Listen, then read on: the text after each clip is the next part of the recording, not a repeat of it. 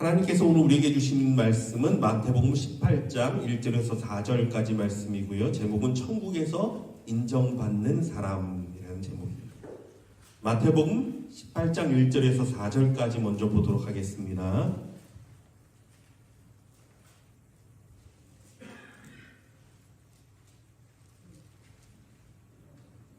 마태복음 18장 1절에서 4절 우리 같이 읽도록 하겠습니다. 시작. 그때 제자들이 예수께 나와 이르되 천국에서는 누가 크니까? 예수께서 한 어린아이를 불러 그들 가운데 세우시고 이르시되 진실로 너희에게 이르노니 너희가 돌이켜 어린아이들과 같이 되지 아니하면 결단코 천국에 들어가지 못하리라. 그러므로 누구든지 이 어린아이와 같이 자기를 낮추는 사람이 천국에서 큰 자니라. 아멘. 자, 여러분, 예수님께서 마태복음을 통해서 천국을 몇 번이나 언급하셨을까요? 한번 맞춰보세요. 몇 번쯤 언급하셨을까요? 37번이나 언급을 하셨습니다. 천국에 대한 얘기 37번이나 하십니다. 얼마나 많아요, 그렇죠? 과연 왜 그랬을까요? 예수님은요, 틈만 나면 천국에 대한 이야기를 하시고 천국을 소망하게 하시고 천국을 꿈꾸게 하셨습니다. 왜냐하면 사람들이 너무 세상에 쩔어서 살잖아요. 세상 근심과 세상 염려에 눌려 살잖아요. 그러니까 천국을 바라볼 수가 없습니다. 천국을 생각할 수가 없습니다. 하늘을 좀 바라보고 살아야 되는데 이 땅이 전부가 아닌데 주님이 얘기하신 진짜 아름다운 곳이 있는데 그곳을 바라보지 못하고 세상 근심에 눌려 죽어가는 사람들이 너무나 안타까웠기 때문에 예수님이 직접 오셔서 천국을 말씀하신 거예요. 그래서 천국 뭐와 같다 뭐와 같다 뭐와 같다 이러면서 그들의 생각을 세상에 대한 생각으로 꽉 눌려있는 사람들을 자꾸 천국 이야기를 하셔서 천국 생각을 좀 하게끔, 천국을 좀 소망하게끔 그들의 생각을 좀 옮겨 놓으시려는 거예요. 그들의 이야기의 주제가 말하는 이야기가 세상 쓸데없는 이야기가 아니라 이제는 좀 천국의 소망으로 가득 찬 이야기를 좀 해라. 이렇게끔 하시기 위해서 주님은 그토록 애를 쓰셨습니다. 여러분 사실 그렇잖아요. 사실 우리들이 천국을 소망한다, 천국을 꿈꾸며 산다는 게 쉬운 문제는 아닙니다. 당장 눈에 보이는 현실이 우리를 억누르고 있는데 눈에 보이지 않는 천국을 생각하며 사는 일이 쉬운 일입니까? 당장 내야 렌트비며 페이먼이며 아이들 학비며 노후, 건강, 자녀 걱정할 일들이 산더미같이 쌓였는데 한가로이 앉아서 천국 이야기나 하는 것이 과연 가능합니까, 여러분? 쉽지 않아요. 불가능합니다. 그래서 사람들이 늘 걱정과 근심의 짐을 지고 살아가는 거예요. 세상 걱정에 눌려 살아가는 거예요. 늘 불안하고 늘 공허하고 늘 무언가에 짓눌려 살게 되는 것입니다. 그러나 여러분, 우리 예수님은요, 이러한 우리를 이러한 생각의 지옥에서 건져주기 위해 오셨음을 믿으시기 바랍니다. 건진받아요. 어차피 사람은요, 생각 속에 살아갑니다. 여러분 이 말이 무슨 말인지 아시나요? 생각 속에 살아가요. 내가 현실이라고 믿고 근심하는 일들도 이건 내가 피부로 느끼는 현실이다라고 생각하는 것들도요, 사실은 내 생각 가운데 벌어진 일들이에요. 생각 가운데 있어요. 그렇지 않습니까, 여러분? 실제로 지나가서 돌아보면 내 생각대로 되는 일들이 별로 없어요. 그렇지 않습니까? 내 생각대로 다 되지 않아요.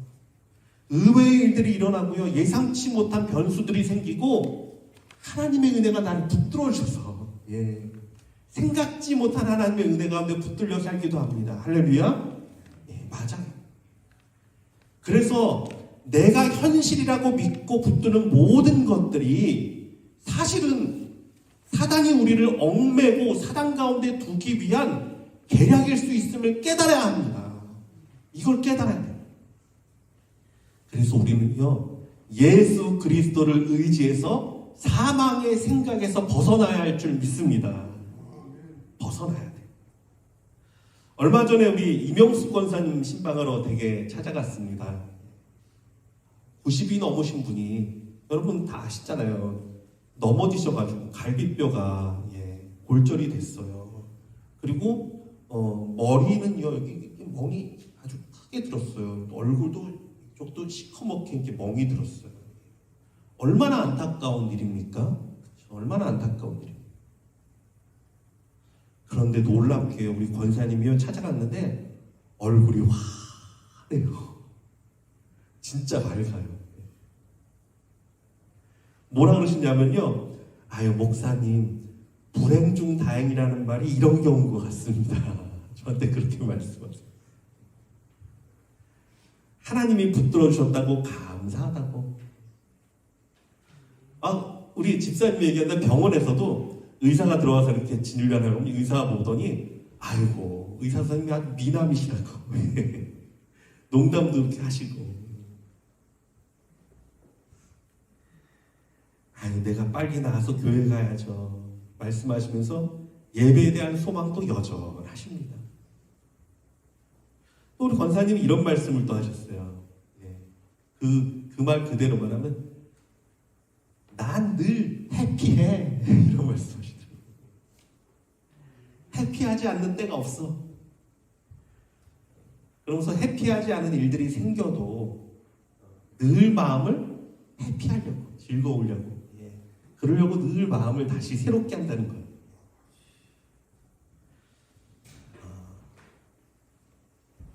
그러면 늘 해피할 수 있고, 그러면 늘 감사할 수 있다. 저는요 사실 그때요 우리 권사님의 마음속에 천국이 있음을 보게 됐어요. 할렐루야. 맞아요. 이런 뜻하지 않은 일을 당했을 때 얼마나 또 사실은 이 이야기하실 때도 아프잖아요. 이 갈비뼈가 골절이 됐으니까 사실 숨쉬기도 좀 힘드시잖아요. 뜻하지 않는 일을 당했을 때 어떤 사람에게는요 그 현실이 괴롭고 죽고 싶고 원망스러울 수 있습니다. 그렇잖아요. 내가 이렇게 됐다니. 그 현실이 정말 죽고 싶을 수 있어요. 그러나 어떤 사람에게는 그 현실이 하나님의 붙들어 주심에 감사하고 해피하고 천국을 누릴 수도 있다라는 거예요. 자, 그러면 무엇이 진짜 현실입니까, 여러분? 뭐가 진짜죠? 결국 그 사람의 생각이 자신을 지옥에 빠뜨리기도 하고 자신을 천국에 올려놓기도 합니다. 그래서 우리는요 예수 그리스도로 인해 생각의 구원을 받아야 할 줄 믿습니다. 생각이 구원돼야 돼요. 우리의 생각이 바뀌어야 돼요. 그래야 진정한 천국을 깨달을 수 있습니다. 자, 다시 본문으로 돌아가서 드디어 오늘 18장에 이르러서야 제자들이 천국에 대해 관심을 나타내기 시작합니다. 이전에는요 제자들의 입에서 천국이 언급된 적이 없어요. 천국에 대해서 얘기를 안 했습니다. 생각이 없었어요, 천국에 대해. 근데 예수님이 크게 숱하게 천국의 이야기를 하시니까 천국에 대한 관심이 생기기 시작한 거예요. 그들의 생각이 조금 변화가 되기 시작합니다. 본문 1절은 이렇게 기록합니다. 그때 제자들이 예수께 나와 이르되 천국에서는 누가 크니까. 사실 이들이 맨날 자기가 누가 크냐 누가 잘났냐 이거 따졌잖아요. 근데 이제는 이게 바뀌었어요. 이 땅이 아니라 천국에서는 그래도 천국을 생각하는 거예요. 그렇죠? 드디어 그들의 이야기 가운데 천국이 언급되고 천국을 생각하게 된 것입니다. 비록 작지만 큰 변화예요. 큰 변화예요. 천국을 생각할 수 있다는 거. 이 땅의 전부가 아니라 영원한 곳이 예비됐다는 걸 믿는 마음. 큰 변화입니다. 여러분, 저는 여러분에게도 이러한 생각의 변화가 일어나기를 원합니다. 생각의 변화가 일어나야 돼요. 세상 걱정, 세상 염려에서 벗어나서 천국에서 나는 과연 어떤 모습일까? 천국에서 나는 우리 주님 앞에 어떤 모습으로 서게 될까? 주님이 날 보면 뭐라고 말씀하실까? 여러분의 생각 속에 천국이 자리 잡기를 원합니다. 왜? 진짜거든요. 진짜 있거든. 이렇게 천국에 대해 우리의 천국에 대한 복음, 천국에 대한 생각이 우리 마음 가운데 뿌리 내릴 때 우리도 제자들처럼 세상이 감당치 못하는 믿음으로 살아갈 수 있게 돼요. 천국의 소망을 두고 있으니까. 이 세상은요 아무것도 아니란 말이에요. 하늘의 소망을 두고 하늘 영광 바라보며 살아가는 능력의 그리스도인 되기를 주님의 이름으로 축원합니다. 자, 본문에서 예수님은요 제자들의 질문을 듣고 천국에서 누가 큽니까? 라는 질문을 듣고 조용히 한 어린아이를 불러 세우셨습니다. 2절 말씀이죠. 예수께서 한 어린아이를 불러 그들 가운데 세우시고. 자, 한번 이 장면 생각해 볼게요. 예수님이 천국에서 누가 큽니까? 라는 말을 듣자 묵묵히 저쪽에 있는 어린아이를 부르셨어요. 얘야 잠깐 일로 와보겠니? 애가 달려왔겠죠? 제 생각엔 예수님이 아마 그 아이를 품에 안고 얘기하셨을 것 같아요. 그 아이를 품에 안고서 이렇게 말씀하셨습니다. 이르시되 진실로 너희에게 이르노니 너희가 돌이켜 어린아이들과 같이 되지 아니하면 결단코 천국에 들어가지 못하리라. 그러므로 누구든지 이 어린아이와 같이 자기를 낮추는 사람이 천국에서 큰 자니라. 자, 예수님의 이 행동과 말씀은요 비록 조용하게 잠잠하게 말씀하시는 것 같지만 사실 매우 뚜렷하고 강렬한 마음에 깊이 남는 행동과 표현이었습니다. 왜 그렇습니까? 제자들은 천국에서 누가 크냐를 물었지만 예수님은요 돌이켜 아이들과 같이 되지 아니하면 결단코 천국에 들어갈 수 없다라는 천국의 조건을 얘기하셨기 때문이에요. 자, 니들이 천국에서 누가 크냐가 중요한 게 아니라 이 어린이처럼 되지 않으면 천국에 들어갈 수 없다. 그것도 결단코 라고 말씀하십니다. 자, 그렇다면 생각해 봐야 되죠. 돌이켜 어린아이들과 같이 되라는 말씀은 과연 무엇을 말하는 것일까요? 어린아이처럼 되라는 건 무엇을 말하는 것일까요? 자, 첫 번째 생각해 보겠습니다. 돌이켜 어린아이가 순수한 믿음, 순수한 마음을 회복해야 된다라는 마음이겠죠. 그 말씀이겠죠. 자, 우선 예수님의 말씀 중에 제일 먼저 나온 게 뭐예요? 돌이켜라는 말을 좀 생각해 봅니다. 돌이켜라는 말씀이 먼저 나왔어요. 돌이키라는 표현이 무엇을 의미합니까? 가던 길에서 돌아서서. 그냥 생각대로 계속 가는 게 아니라 돌아서서. 이걸 말하는 거죠.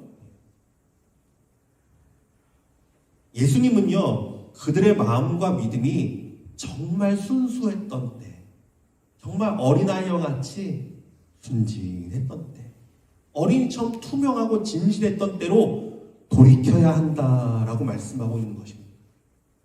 여러분, 하나님이 우리에게 주신 믿음은 진실되고 깨끗하고 온전한 믿음임을 믿으시기 바랍니다.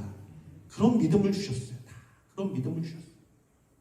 제자들이 처음 주를 만날 때 그랬습니다. 고기 잡던 베드로와 야고보와 요한, 그들이 예수님을 만났을 때 어땠습니까? 그들은요 다른 아무것도 중요하지 않았어요. 어떤 것도 예수님보다 중요한 게 없었습니다. 자신의 본업인 고기 잡는 배도요 다 버려두고, 모든 거 버려두고 예수님 쫓았어요.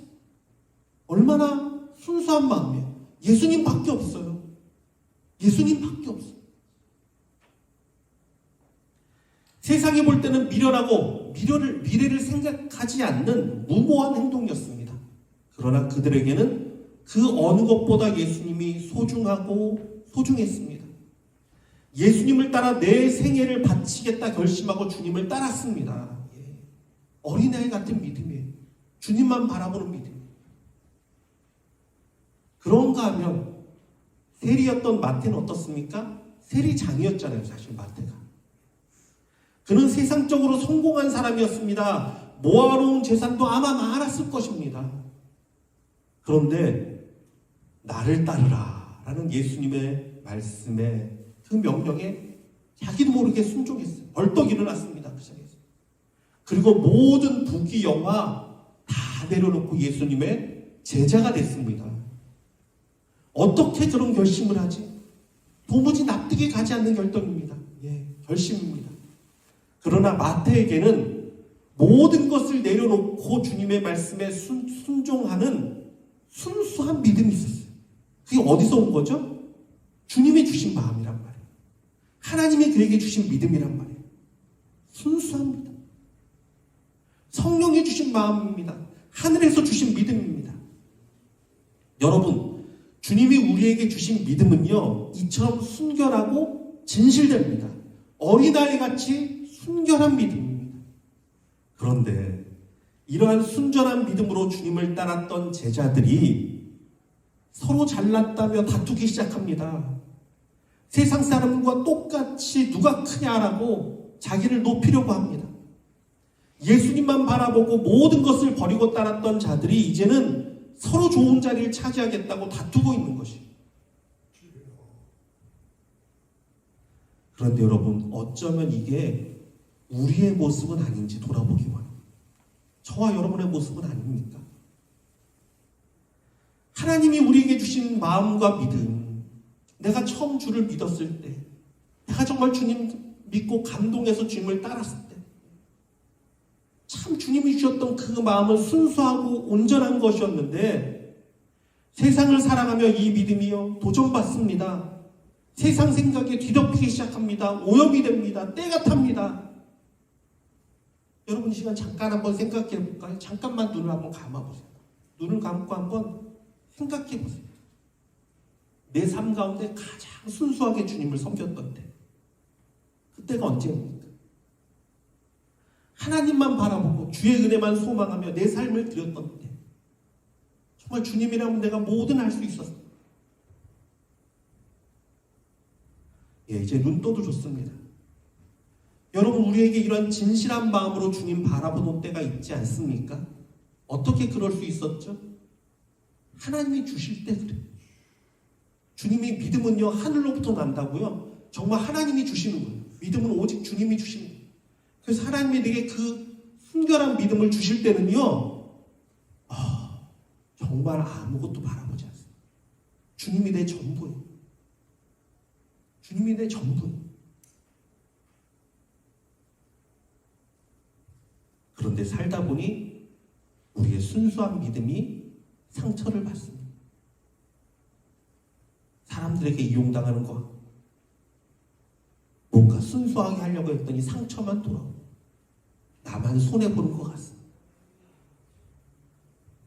그러다 보니 조금씩 주님보다는 나를 더 생각하고 내 입장, 내 유익, 내 생각, 내 뜻, 나를 더 바라보는 믿음이 되어가고 있지는 않습니까? 그래서 하나둘 내 순수했던 믿음 위에 위선이 쌓이고 세상 생각에 뒤덮이고 믿음이 있는 건지 아니면 믿는 척을 하고 교회에 다니는 건지 순수하지 않은 마음으로 순수한 마음이 사라진 채로 주를 섬기게 될 수도 있다라는 것입니다. 그래서 여러분, 돌이켜야 합니다. 돌이켜야 돼요. 돌이켜야 돼요. 다시금 그 순전한 마음 회복해야 합니다. 어린아이 같은 믿음 가져야 돼요. 주님밖에 없습니다. 내가 정말 주님밖에 없습니다. 주님만 바라봅니다. 다시금 회복해야 돼요. 주께서 우리에게 주신 그 순결한 믿음, 주님만 바라보는 진실된 마음 회복해야 할 줄을 믿습니다. 이르시되 진실로 너희에게 이르노니 너희가 돌이켜 어린아이들과 같이 되지 아니하면 결단코 천국에 들어가지 못하리라. 참 강렬한 표현이에요. 참 강한 표현이에요. 하지만 제자들은요, 결국 돌이켜서 이 믿음을 회복했습니다. 할렐루야. 오직 주님만 바라보며 초대교회의 그 핍박과 위험의 시대에도 순전한 믿음으로 주님 사랑하는 그 마음 하나만 가지고 모든 것을 이겼습니다. 이게 제자들의 마음. 자, 우리는 오직 하나님의 은혜로, 오직 믿음으로 천국에 이른다는 것을 알고 있습니다. 여러분 다 믿으시죠? 다른 거 아니잖아요. 하나님의 은혜, 오직 믿음으로 천국에 이르죠. 하지만 여러분, 그 믿음의 본질을 말하자면 그 믿음의 본질은요, 바로 이 어린아이 같은 순진하고 순결한 믿음. 이 마음 회복해야 돼요. 그러므로 우리도 우리의 마음을 돌이켜 처음 주셨던 그 믿음, 처음 주셨던 그 마음, 순결한 마음을 회복하고 어린아이 같은 진실된 마음으로 세상 생각이 아니라 주님만 생각하는 마음으로 정말 주를 섬기고 주님을 바라보는 저와 여러분이 되기를 원합니다. 자, 두 번째, 어린아이 같이 된다는 것은요, 어린아이와 같이 낮아져서 섬기는 자가 되라라는 말씀이에요. 4절에 예수님은 또 이렇게 말씀하셨습니다. 그러므로 누구든지 이 어린아이와 같이 자기를 낮추는 사람이 천국에서도 큰 자니라. 해답도 주셨어요, 제자들에게. 정말 너희가 큰 자가 되고 싶으냐? 그러면 이 어린아이 같이 낮추어라. 그러면 천국에서 높이 들림을 받을 것이다. 이 시대는요, 사실 어린아이들이 이렇게 왕처럼 대우받잖아요. 그렇죠? 집에서도 아이를 키우다 보면 아이가 왕입니다. 어떤 때는 정말. 아이가 고집 부리면 다 들어주잖아요. 그렇죠? 근데 이전에는 그러지 않았어요. 예수님 당시에는 전혀 그러지 않았습니다. 고대 그리스에서 부모는요, 신생아를 버려 죽게 할 법적인 권리가 있었습니다. 이게 부모의 권리였어요. 고대 그리스에서 그냥 버릴 수 있었어요. 아무런 죄가 되지 않아요. 때로는 낯선 사람들이 이 신생아를 데려갔는데 대부분 그런 아이들은 노예가 됐다고 해요. 이방 문화에서는요, 아이들에 대한 학대가 엄청 많았습니다. 당시 아이들에 대한 어른들의 체벌이 정말 심했다 그래요. 그 중에서도 가장 폭력적이었던 것은 스파르타 문화죠. 거기서는요, 아이가 7살이 넘으면 무조건 다 남자아이들요, 막사에서 공동체 생활하면서 때로는 이유 없이 정기적으로 채찍질을 하고 폭력을 가했다 그래요. 강인하게 용사로 키우기 위해서. 심지어는 이 밥을 굶기게 한 다음에 도둑질을 하게끔 일부러 그렇게도 했다 그래요. 왜냐하면 스스로 훔치는 기술을 터득하게 하고 이것을 배우게 하기 위해서 일부러 그런 것도 했다 그래요. 로마의 교육도 엄했는데 그리스 노예들로 이루어진 선생님들이 학생들을 심한 체벌로 다스렸다 그래요. 유대 어린아이도 마찬가지입니다. 당시 유대인은요, 여자와 아이라는 숫자에 세진 않잖아요. 사람으로 치진 않았어요, 아이들을요. 방어 능력도 없고 생산 능력도 없었던 어린아이들은 어른들에게 복종해야 할, 그냥 복종해야 될 존재일 뿐 어떤 높임의 대상도 되지 않았습니다. 그 당시 문화가 그랬어요. 그러니까 예수님이 어린아이를 이루어 보라. 그리고서 품에 안고 얘기할 때는요, 아이를 바라볼 때 다 어떤 마음? 그냥 업신여기는 마음. 그래서 예수님이 아이들이 내게 오는 거 금하지 말라 그런 것도요, 아이들이 예수님께 다가온 것도 막 소리를 쫓아낼 정도. 그 당시 문화는 그랬단 말이에요. 무슨 말이냐면 예수님은 그 말씀하시는 거예요. 정말 그 당시에 작고 보잘것없고 멸시받던 아이들, 그 아이를 가르쳐 말씀하시는 거예요. 너희들이 이 아이들처럼 낮아지고 섬기는 자가 되어야 한다. 그래야 천국에서 높임을 받고 큰 자가 되는 것이다. 주님이 말씀하신 거예요. 우리 예수님. 그런데도요, 우리들은요, 이 땅에서 그렇게 대우받으려고 해요. 높아지려고 해요. 자꾸 사람을 부리려고 해요. 주의 일을 하면서 사람을 세우는 것과는 다른 이야기입니다. 사람 자꾸 세워야죠. 주의 일꾼도 세워야죠. 그런데 내가 할 수 있는데 내가 하기 귀찮아서 다른 사람을 부리기 시작하면 안 돼요. 자꾸 시켜먹으려고 하지 마세요. 자꾸 높아지려고 하지 마세요. 섬기는 자가 돼야 돼요. 그래야 하늘에서도 내가 높임을 받아요.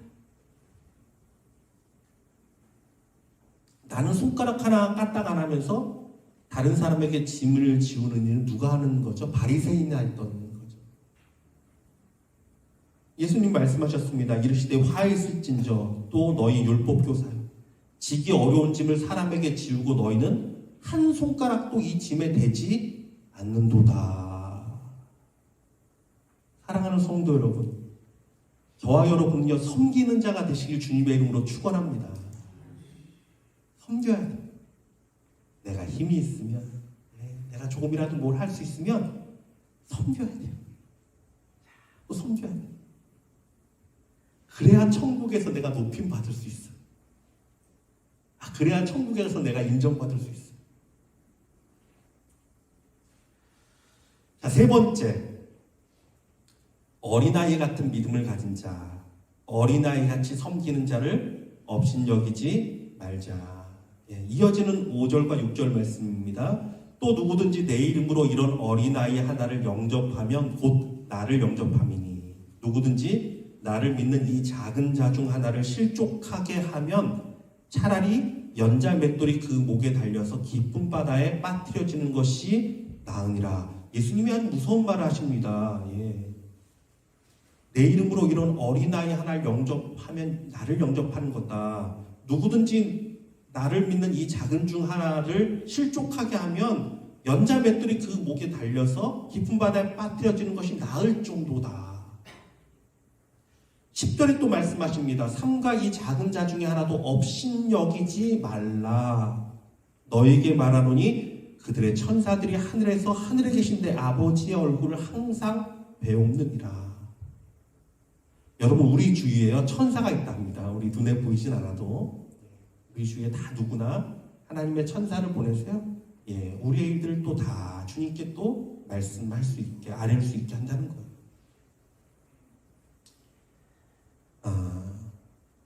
자, 본문의 문맥을 따라서 살펴보면 이 어린아이가 누구입니까? 이 어린아이를 누굴 말할까요? 순결한 믿음을 가진 자, 어린아이같이 순결한 믿음을 가진 사람들을 의미함을 알 수 있습니다. 그렇죠? 앞에 그 내용이 그렇잖아요. 그렇죠? 어린아이 같은 믿음을 가져라, 어린아이같이 되라 라고 말하고 이 어린아이를 얘기했으니까 어린아이처럼 주님만 바라보는, 정말 주님만 바라보고 순전한 믿음으로 서고자 하는 사람을 볼 때 우리가 어떻게 해야 될까요? 어떻게 해야 될까요? 어떻게 해야 될까요? 그를 격려해야죠. 정말 귀한 믿음이에요. 정말 하나님이 함께 하시고, 정말 그러면 하나님이 잊지 않으세요. 갚아주십니다. 지금은 힘들 수 있어도 나중에 돌아보세요.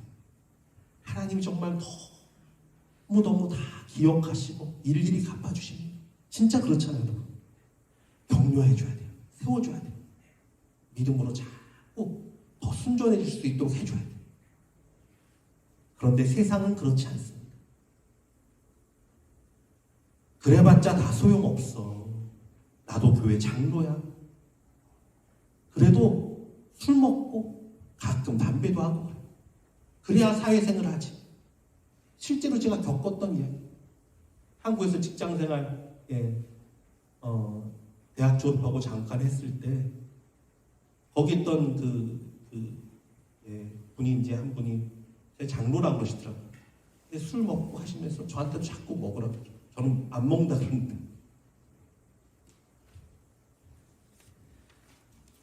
교회 내에서도 그럴 수 있습니다. 그렇게 애써봤자 소용없어. 적당히 해. 혹은 순전한 마음으로 섬기면 다가가서, 그런 사람들 보고 다가가서 자꾸 일을 시킵니다. 이것도 시키고 저것도 시키고. 왜? 말을 잘 듣잖아요. 말을 잘 듣잖아. 그럼 어떻게 될까요? 그 사람이 상처받아. 그 영혼이 상처받아. 옥합을 깨뜨린 여인이 있었습니다. 얼마나 순결해요. 얼마나 고귀합니까? 얼마나 귀한 믿음입니까? 그런데 가룟 유다가 어떻게 했죠? 그를 책망했습니다. 왜 책망했을까요? 자기에게 그런 믿음이 없으니까 꾸짖고 옳은 소리를 해서 자기 의의를 드러내고 싶은 거예요. 너 왜 그렇게 하냐? 그거 잘못된 거야. 지적해서 자기 의의를 좀 나타내고 싶은 거예요. 어린아이 같은 믿음을 가진 자들, 이런 자들 업신여기지 마십시오. 정말 귀히 여기십시오. 정말 귀하게 대하십시오. 예수님 대하십시오. 그 믿음이 더 순전하게, 정말 그 마음들이 더 온전해지고. 여러분, 교회가 그런 데잖아요. 우리 모두가 그래야 돼요. 정말 하나님만 바라보고 순전한 마음, 세상 생각이 아니라 오직 예수님 사랑하는 그 마음만 가지고 나아가게끔 옆에서 계속 격려해주고 세워주고, 나도 그렇게 하도록 노력하고.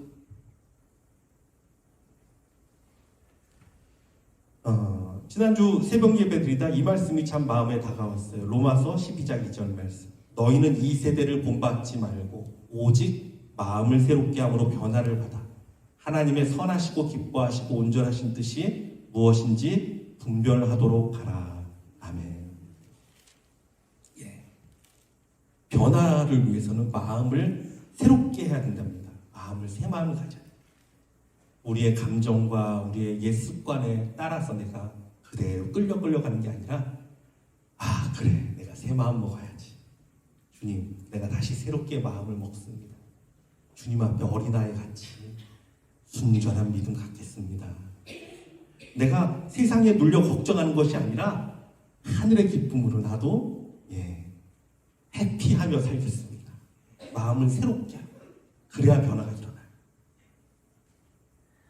하나님의 기뻐하시고 하나님의 선하시고 기뻐하시고 온전한 뜻이 무엇인지 분별하도록 하라. 그래, 하나님의 마음이 어디 있지? 하나님의 뜻이 어디 있지? 그래, 그 마음에 맞게 나를 새롭게 해야지. 우리가 살다 보면 그럴 때 있잖아요. 사람들 관계 가운데서도 서운할 때가 있고 맘상할 때가 있고, 그러나 그 맘상한 마음 그대로, 서운한 마음 그대로 두면 어떻게 됩니까? 계속 그것이 나를 갉아먹어요.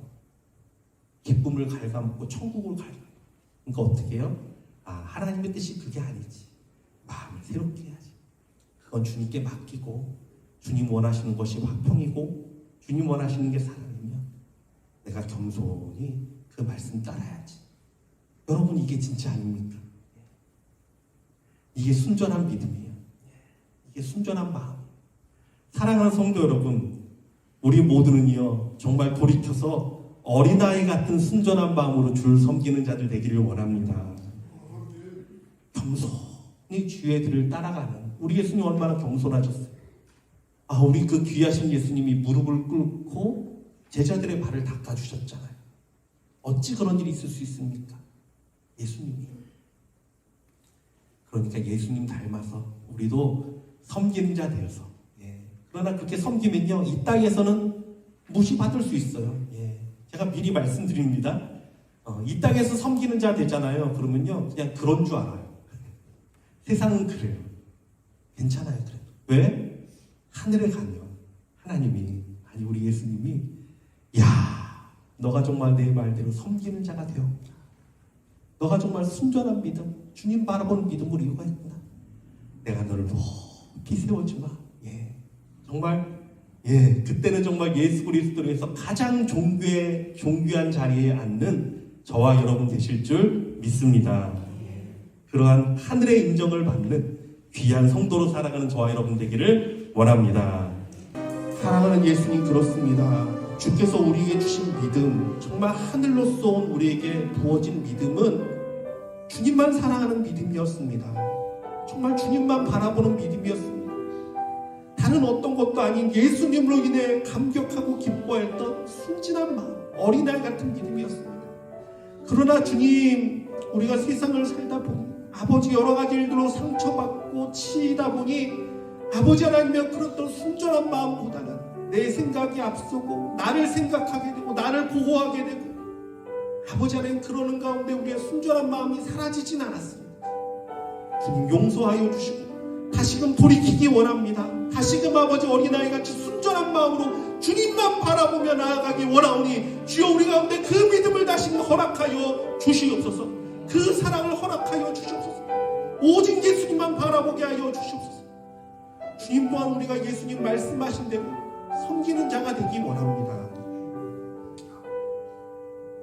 어린아이같이 섬기는 자가 하늘에서 큰 자라 말씀하셨는데 이 땅에서의 영광과 이 땅에서의 높아짐이 아니라 정말 주님처럼 예수님께서 섬기시고 베풀었던 것처럼 우리도 섬기는 자, 베푸는 자가 되어서 예수님이 기억하는 하나님이 인정하는 천국에서 인정받는 높은 그러한 귀한 자리에 나아가기 원하오니 우리의 마음을 새롭게 하여 주시옵소서. 그러므로 우리 성도들 정말 하나님이 기억하는 존귀한 자들 되기 원합니다.